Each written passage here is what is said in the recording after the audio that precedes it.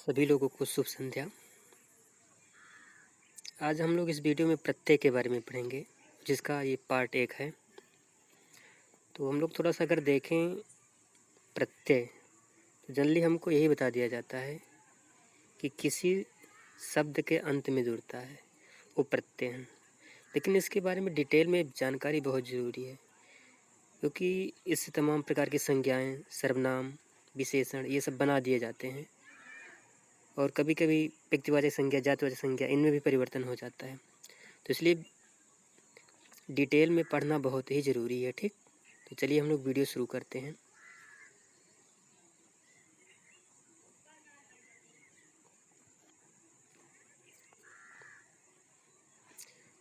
तो हम लोग सबसे पहले यहाँ प्रत्यय की परिभाषा देखते हैं कि प्रत्यय क्या है। ठीक, तो ये तो जनरली सब लोग जानते ही हैं, फिर हम एक बार देख लेते हैं कि प्रत्यय क्या है। दो शब्दों से मिलकर बना होता है। ठीक, एक है आपके पास प्रत्यय, दूसरा है आय, जिसमें प्रत्यय का अर्थ क्या होता है, साथ में पर बाद में। ठीक, और आय का अर्थ क्या होता है, चलने वाला। तो इस प्रकार से प्रत्यय का अर्थ क्या हो गया, साथ में बाद में चलने वाला। मतलब ये कि ये किसी शब्द के पीछे जुड़े। जिन शब्दों का स्वतंत्र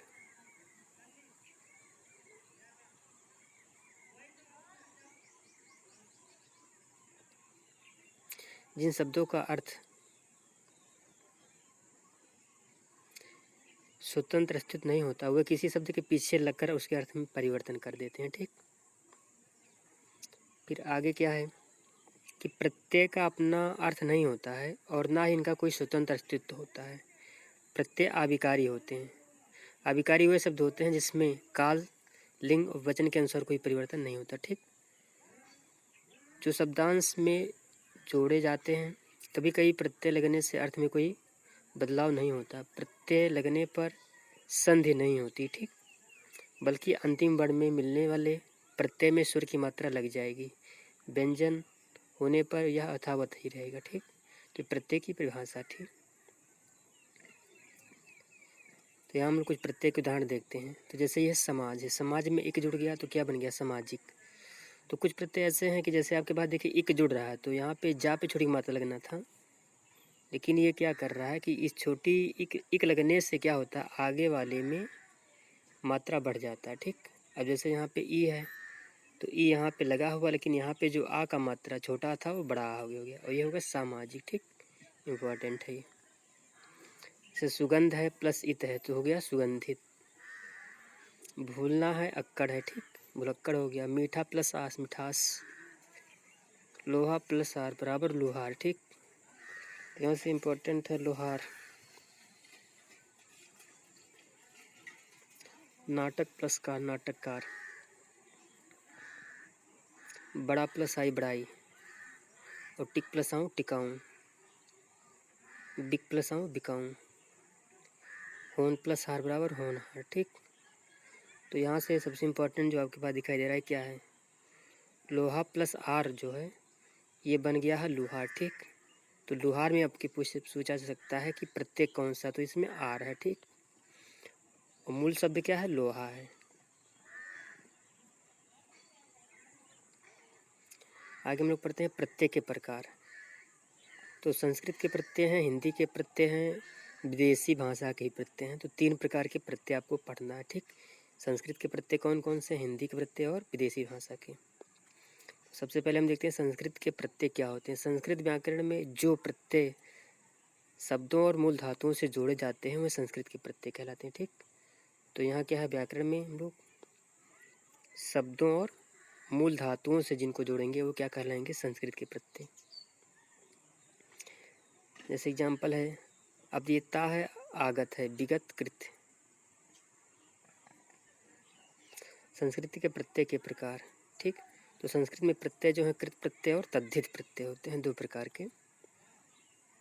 तो कृत प्रत्यय क्या होते हैं, वे प्रत्यय जो किसी क्रिया धातु के साथ, बस इतना हमको जानना है, कृत प्रत्यय क्या होते हैं कि जो क्रिया या धातु के साथ अंत में लगकर एक नया शब्द बनाते हैं उसे क्या कहते हैं, कृत प्रत्यय कहते हैं।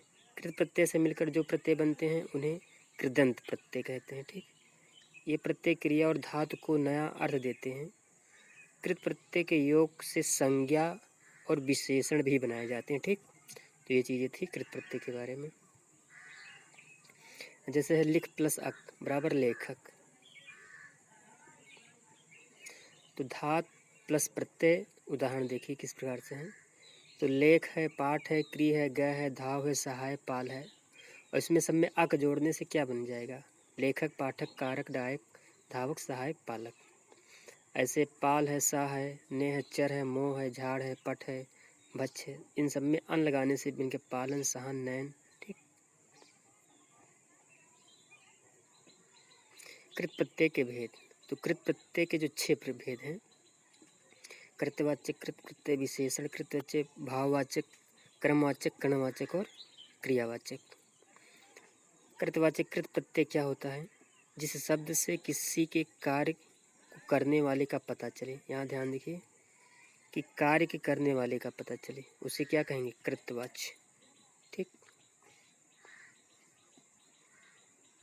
एग्जाम्पल में है जैसे लेखक, नायक, गायक, पाठक, तो इन सब में काम करने वाले के बारे में पता चलता है, इसलिए कैसे प्रत्यय हैं? कृत्यवाच्य। अक्कड़ है, बुड़क्कड़ है, ठीक, लुटेरा, बसेरा, गवैया, नचैया, ओड़ा भगोड़ा, मतलब यहाँ काम करने वाले लोगों का ही सब जुड़ा हुआ। ठीक,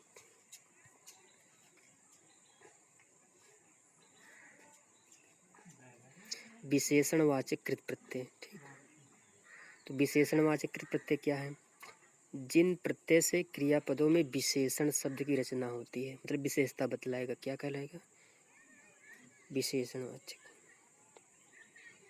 जैसे आपके पास ता, आगत, विगत, कृत, कर्तव्य, गण, तो इसमें क्या विशेषताएं पता चल रही सब में? पठनीय, पूजनीय, सूचनीय। अगला है भाववाचक कृत प्रत्यय। भाववाचक कृत प्रत्यय वह होते हैं जो क्रिया के भाव संज्ञा का निर्माण करते हैं। एग्जाम्पल है लेखन, पठन, गमन, गमन। आ से बना जय, लेख, विचार, मार, पीट, औती, मनौती, फिरौती। तो आपके पास भाववाचक कृत प्रत्यय सब यहाँ पे लिखे गए।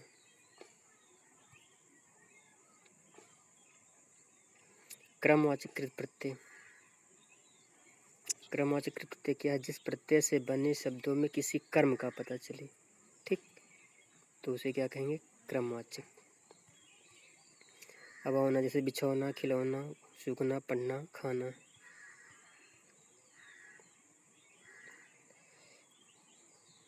अगला है करणकृत प्रत्यय क्या होता है? ठीक, तो जिस प्रत्यय की वजह से बने शब्दों में क्रिया के कर्ण का बोध होता है उसे क्या कहते हैं? करणवाचक।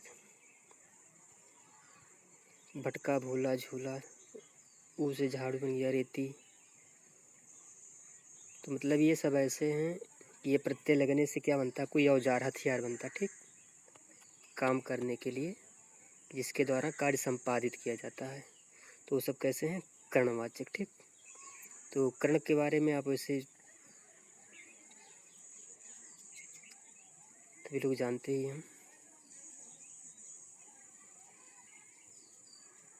क्रियावाचक कृत प्रत्यय क्या होता है? ठीक, तो जिस प्रत्यय के कारण बने शब्दों में से क्रिया होने का भाव पता चले उसे कृत्यवाचक प्रत्यय कहते हैं। तो यहाँ क्रिया डूबता, बहता, चलता, खोया, बोया, सूखा, भूला, बैठा, दौड़ा, सोना, ये सब क्रियावाचक हैं। ठीक, अब कृत प्रत्यय के प्रकार कितने हैं? तो कृत प्रत्यय विकारी कृत प्रत्यय और अविकारी कृत प्रत्यय। प्रत्यय 2 प्रकार के, विकारी और अविकारी। ठीक, तुम लोग विकारी कृत प्रत्यय क्या? विकारी कृत प्रत्यय में शुद्ध संज्ञा तथा विशेषण बने होते हैं। ठीक, तो यहाँ जानना विकारी में क्या होते हैं? शुद्ध संज्ञा और विशेषण बने होते हैं, इसलिए इन्हें विकारी कहते हैं। ठीक, विकारी कृत प्रत्यय के भेद क्या हैं? क्रियार्थक, कृत्यवाचक, वर्तमान और भूतकालिक। क्रियार्थक संज्ञाएं वह संज्ञा जो क्रिया के मूल रूप में होती है और क्रिया का अर्थ देती है, अर्थात क्रिया को बताने वाला वह शब्द जो क्रिया के रूप में उपस्थित होते हुए भी संज्ञा का अर्थ देता है। मतलब क्रिया जैसा रहेगा लेकिन अर्थ कैसा, संज्ञा जैसा देगा। ठीक। अगला है कृतवाचक, वह प्रत्यय जिनके जुड़ने पर कार्य होने वाले का बोध हो उसे कृतवाचक प्रत्यय संज्ञा कहते हैं।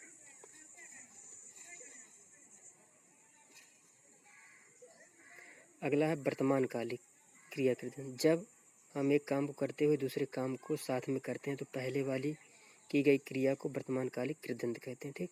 भूतकालिक कृदंत क्या होते हैं? जब समान भूतकालिक क्रिया को हुआ हुए आदि जोड़ते से भूतकालिक कृदंत बनता है। फिर है आविकारी कृदंत। ठीक। आवाकारी कृदंत क्या होते हैं? ऐसे कृदंत प्रत्यय जिनकी वजह से क्रिया मूल विशेषण और अव्यय बनते हैं उन्हें आविकारी प्रत्यय कहते हैं। फिर अगला है तद्धित प्रत्यय क्या होता है? ठीक। जब संज्ञा सर्वनाम विशेषण के अंत में प्रत्यय लगते हैं उन शब्दों को तद्धित प्रत्यय कहते हैं। तद्धित प्रत्यय से मिलकर जो शब्द बनते हैं उन्हें तद्धितांत प्रत्यय कहते हैं। जैसे सेठ प्लस हानि सेठानी शब्द और उदाहरण। ठीक। और यहाँ पे आपके पास पछताना, जगना, पंडित, चतुर, ठाकुर, इन सब में आई लगाने से पछताई, जगाई, पिट जाए।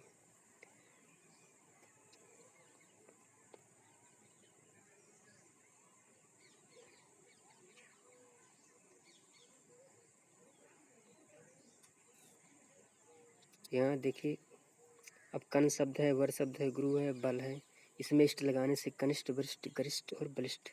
इसी प्रकार से चिकना, घबरा, चिल, कड़वा, इसमें आहट लगाने से चिल्लाहट, घबराहट, चिल्लाहट, कड़वा शब्द बने।